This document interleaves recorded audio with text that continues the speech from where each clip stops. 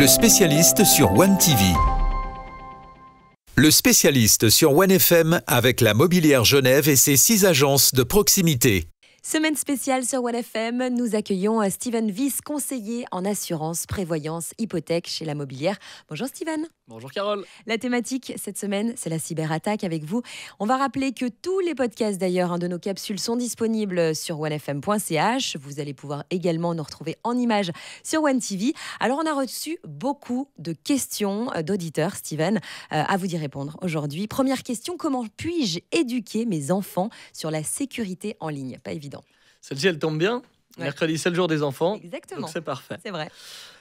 Pour protéger nos enfants, il est important simplement de leur apprendre à ne pas partager d'informations personnelles, comme c'est le cas pour nous, à utiliser là aussi des mots de passe forts, différents pour chacun de leurs comptes, et à éviter de cliquer sur les liens suspects, comme on disait hier, à signaler également à un adulte de confiance toute activité qui pourrait leur paraître suspecte. Voilà, et rien faire dans le dos des parents, bien sûr, hein, ça va de soi.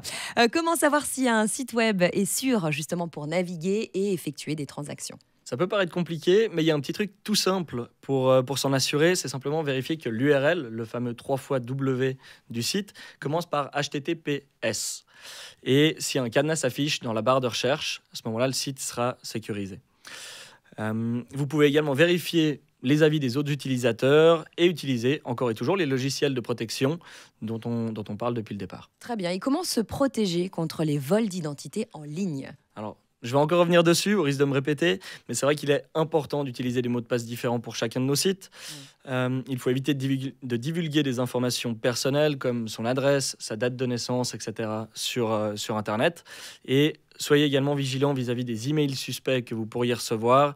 Utilisez des outils de sécurité tels que ces fameux logiciels antivirus qui sont si importants. Et dernière question des auditeurs, Steven, comment fonctionnent les programmes de sécurité informatique ? Alors, ces programmes vous protègent contre les virus, contre les malwares, contre les demandes de rançon, en identifiant les logiciels malveillants et en les bloquant avant qu'ils ne puissent endommager votre ordinateur, endommager son système.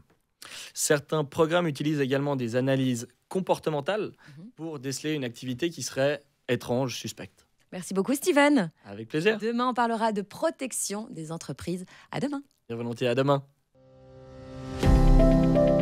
C'était le spécialiste sur One TV.